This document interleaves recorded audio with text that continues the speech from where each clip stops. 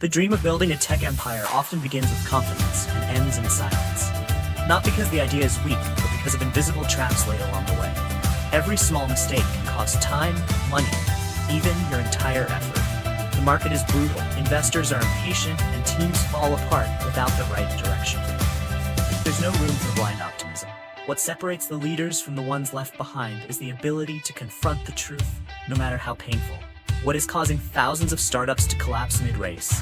The answer lies below. Part 1. No equal partners. Nothing is more dangerous than giving absolute power to two people without a mechanism to break deadlocks. When things go smoothly, the relationship may seem perfect. But when disagreements arise, that equality becomes a deadly stalemate. A company doesn't need perfect democracy. It needs decisiveness backed by a clear organizational structure. If you must partner up, make sure one person holds the final say, or a third party with enough authority on the board can resolve conflicts. Imagine you're running $1 million company, but every decision is gridlocked because no one yields. That's a real situation that has sunk thousands of promising startups. A 50-50 equity split is a fatal flaw. Instead, structure it as 49-51, or add a neutral board seat. Don't confuse fairness with efficiency. Leaders must be decisive, and partners must collaborate under a clear strategy. Avoiding internal deadlock is the only way to steer the company on course. Part 2. Raise less capital from investors. Here's the harsh truth. Most successful deals exit under $20 million. The issue lies in the double dip clause. If you raise $10 million and sell for $20 million, the investor takes it all. You walk away with nothing after years of sacrifice. This isn't just a financial risk, it's a mental disaster. Chasing capital too eagerly can turn you into a hired gun for the funds. The best solution? Only raise money when absolutely necessary. Remember, control is something you can't buy back once it's lost. The more capital you raise, the more you're bound.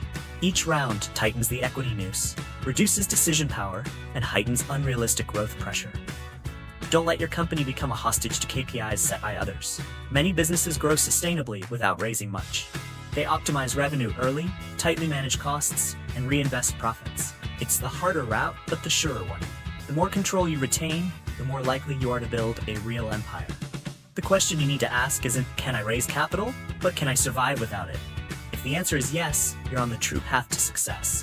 Remember, investment is a lever, not a compass. Raise small but effectively, and always retain a large enough strategic stake to make the final call. That's your survival right, not a luxury.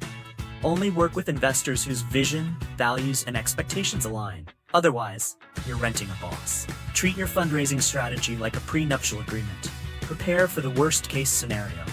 Compound returns don't come from money, but from freedom to decide and focus on healthy growth.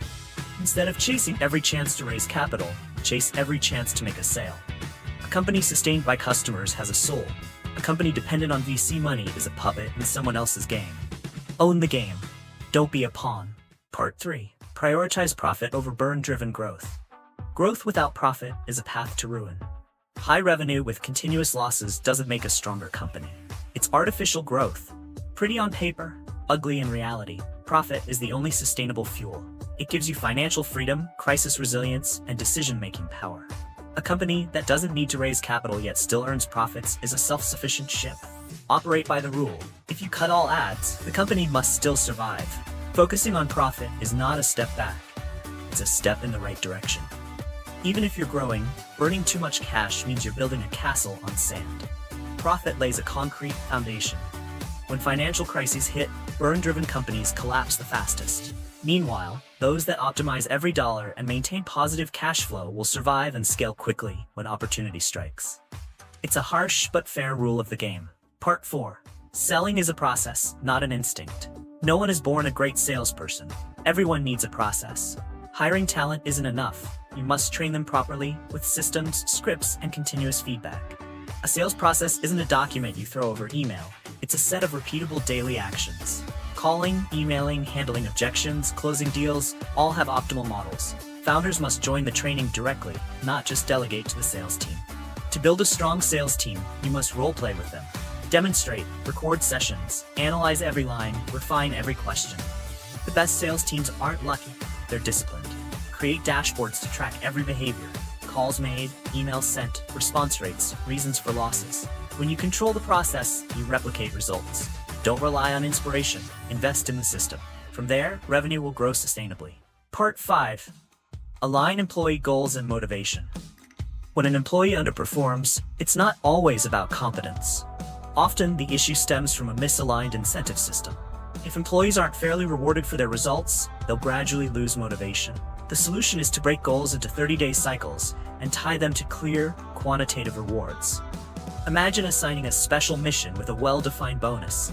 That's how you awaken a warrior spirit in your team. Rewards don't have to be huge, but they must be meaningful and delivered promptly. Short-term, battle-like KPIs can turn every employee into a mini entrepreneur in their role. Motivation doesn't come naturally, it must be designed. When personal goals align with company growth, people will run at full speed willingly. The key lies in transparency, simplicity, measurable targets, and fair rewards. That's how you build a truly fired-up team. Part 6. Read every day, the foundation of leadership thinking. A leader cannot rely solely on personal experience. Book knowledge is the map that helps you avoid pitfalls others have already fallen into. Daily reading is a way to recharge strategically, broaden thinking, and sharpen decision-making skills. Quiet morning hours, when the mind is clearest, are golden for absorbing knowledge. Reading isn't to know more, it's to see further. When you read real startup stories, you see both triumphs and mistakes. Seemingly minor details can become life or death differences in building a company. Don't read just to be entertained, read to apply. Take notes, highlight, analyze, and turn what you read into concrete actions at work. This is how outstanding operators stay ahead, even when the market shifts rapidly. No one who's achieved great success ever stopped learning. And no learning path is faster than reading. It's a direct conversation with those who've been where you're headed. Daily reading doesn't just build discipline, it nurtures curiosity, the lifeblood of a leading founder. If you don't read, you act based on old experience. If you do read, you act on the collective wisdom of thousands before you. Part 7. Wake up early to maximize performance. Starting your day at 4 to 5 a.m. is not just a personal habit, it's a strategy to optimize golden hours. While the world is still asleep, you can read, plan, and do deep work undisturbed. Mornings are when the brain is sharpest. Leveraging that time lets you accomplish more in the first 3 hours than in a whole chaotic day. Success doesn't come from doing more, but doing the right things in the right hours. Waking up early also helps set a disciplined rhythm, regulate emotions, and boost health. A person who starts the day proactively can manage work and make wise decisions more easily. Someone who starts late is always reactive, chasing tasks and losing control. To lead, you must work while others are still dreaming. It's the silent commitment of those who want to play the long game. Part 8. Work hard. Outperform through intensity. No great company was built by people working 40-hour weeks. Sustainable businesses are created by those who trade time, energy, and comfort for real growth. Hard work isn't just about hours, it's about focus, persistence, and the will to excel. Those who talk work smart but work less always fall behind. Everyone is working smart. Only those who work both smart and hard reach the top. The difference isn't in a sprint, but in sustained intensity over months and years. Working Saturdays isn't a sacrifice, it's an edge. A few extra hours daily give you thousands more each year to refine products, understand customers, and outpace rivals. In a fierce market, time is a weapon. Those who work more, learn faster, and improve earlier win. Extreme effort is the only launchpad strong enough to break out of mediocrity. Hard work won't burn you out if you're working for what you believe in. It's not self-punishment. It's an investment in a long-term vision. When you love what you're building, you don't count hours. You measure by results. You don't wake up just to go to work, but to continue a journey. Successful people don't balance work and rest. They integrate them. They live with a mission, and work becomes who they are. Part 9. Focus on one product only. In the early stages, all resources, time, money, people, are limited. Spreading focus across multiple products doesn't increase the chance of success, it only raises the risk of failure. One excellent product is better than 10 average ones. Don't diversify too early. Until you reach $10 million in revenue, everything should revolve around one single product. Focus allows continuous improvement, deep market understanding, and the building of a dominant position. Focus also keeps your team aligned, brand messaging clearer, and customers more loyal. Every time you allocate resources to a new product, you're draining blood from the main artery. Remember, products are not collectibles, they are strategic weapons. Only after winning one battlefield should you consider expanding, and even then, proceed with extreme caution. Focus is the greatest lever you have. Part 10. Own the product. Don't outsource survival. No one can care about the product more than the founder. Employees may be skilled and passionate, but they don't have a 10-year vision. They often stay for just 1 to 2 years. If you fully hand over the product to them, you're placing your company's future in the hands of someone on a short-term journey. The product is the company's soul. If you don't own it, you've lost control of the company. This doesn't mean a lack of trust. It means you must be the one at the helm. The founder must understand the product better than anyone, from features to customer feedback to the reason it exists. You can't build a strong product system through full delegation. Lead the development team, be involved in every key decision, and ignite the long-term vision.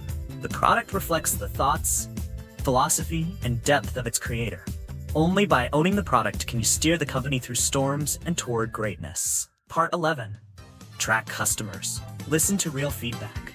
Customers aren't just buying your product, they're telling you what they think, feel, and expect. Yet most leaders only hear feedback through layers of reports. A more effective method: ask your customer service team to CC you on emails by including your address. When you receive messages in real time, you read the real language, real emotions, and real feedback. This is gold for product development. You don't need to reply to every email, but you must read and observe. If customers repeat the same question or express frustration in their tone, that's a red flag requiring immediate action. Monitoring also helps assess how well your staff responds. Every word, every line is a chance to understand the market better. The closer you are to your customers, the stronger your competitive edge. Don't listen to reports. Read the customer's actual words. Part 12. Trust intuition formed from real battle experience. Intuition isn't emotional whim. It's condensed intelligence from countless experiences, failures, and successes stored in your subconscious. When you feel something is off, stop. Don't ignore it. Silent warnings are often eerily accurate. The human brain picks up thousands of subtle signals each day, even unconsciously. Intuition is the early warning system sharp leaders always listen to. Pay attention to word choice, expressions, timing of responses. Those tiny details are clues. Skilled people don't just hear content, they sense intention. Anyone who's been betrayed in negotiations or picked the wrong person knows the price of ignoring their gut. Listening to intuition doesn't mean rejecting logic. It adds an extra layer of mental protection. It helps you see ahead, anticipate, and avoid unnecessary damage. Intuition strengthens through real-world exposure. The more you do, observe, and reflect, the sharper your instincts become. What's important is not letting logic override intuition when it speaks. In business, a few days' delay in a decision can mean a missed opportunity. Learn to pause, reevaluate, and trust that inner signal. It might not explain itself immediately, but it's often so right, it'll surprise you. Part 13. Don't work from home. Prioritize collective synergy. A startup can't soar when everyone works in their own world, wearing pajamas in front of a laptop. Remote work kills team energy, dilutes commitment, and erodes culture. Physical presence creates positive pressure, synchronized rhythm, and quick reactions. Instant conversations, eye contact, facial expressions, nods. These are catalysts that Zoom can't replicate. Great companies are built on collective energy, not email. Working together in a shared space fosters deeper understanding among team members. They don't just share tasks, they share emotions, aspirations, and motivation. Culture isn't written, it's lived daily. A team fighting in the same trench becomes more loyal, creative, and resilient. If you want to build something great, get the team breathing in sync. The office is the foundation of discipline and the home of collective spirit. Part 14. Manage risk through strategic backup plans. The ultimate question every operator must ask is, what could destroy the company overnight? If a single resignation could collapse your system, you're playing with fire. Build contingency plans. Every key role must have at least 2 capable replacements. This not only reduces risk, but also creates positive pressure for continuous learning and preparedness. Systems must be designed to withstand failure. If a single engineer owns your back-end architecture and no one else understands it, you're leaving fate to chance. Backup planning isn't about distrust, it's about respecting life's unpredictability. Every critical area, like payments, customers, and security, should have an emergency replacement map. That's how you ensure your company functions even in crisis. No one can predict every crisis, but a strong company must stand firm in chaos. Contingency plans aren't optional, they're mandatory in every mission-critical system. Each key position should have a second in line ready to step up. Infrastructure must continue to run even if a link breaks. Survival doesn't depend on speed, it depends on resilience. The more proactive you are about risk, the less reactive you'll be when real disasters strike. Part 15. Choose your startup city based on costs and taxes. Operating cost is a survival lever. If your HQ is in a city with high income tax, expensive rent, and scarce talent, you're eroding your competitiveness. The same job can cost half as much in a second or third tier city with no quality compromise. Choosing the right city helps you save budget, hire better talent, and retain them longer. State tax, real estate prices, and living costs all directly impact your cash flow. If employees pay 10% in state tax and half their salary on rent, they'll demand higher wages just to survive. But in a more reasonable city, you pay less and keep morale high. Rationality isn't in glamour, it's in long-term efficiency. Don't choose where startups are famous. Choose where you can survive and win. Beyond finances, lifestyle also impacts productivity. A city with manageable traffic, low costs, and decent services lets employees live comfortably with less stress and greater loyalty. The workplace isn't just the office, it's the surrounding ecosystem. When you choose right, your company grows faster, saves more, and lasts longer. A startup doesn't need a central hub to succeed. It needs a stable foundation. City selection isn't a PR decision. It's a financial, HR, and organizational culture equation. An expensive location will drain budgets, increase retention costs, and add no equivalent value. Don't let big-name cities blind you. Success isn't about where your office is. It's about how you use every dollar and person wisely, with long-term strategic clarity. How can a company break through when it refuses remote work, limits fundraising, and starts its day before sunrise? Must one go against the majority to move forward? These harsh principles aren't meant to please. They're for those who choose the rugged path to reach real greatness. No empire is built through compromise. No breakthrough comes from mediocrity. What's criticized today may be tomorrow's new norm. It all depends on who dares to take the first step. Thank you for watching the whole video. Please like and subscribe to the channel so you don't miss the next videos.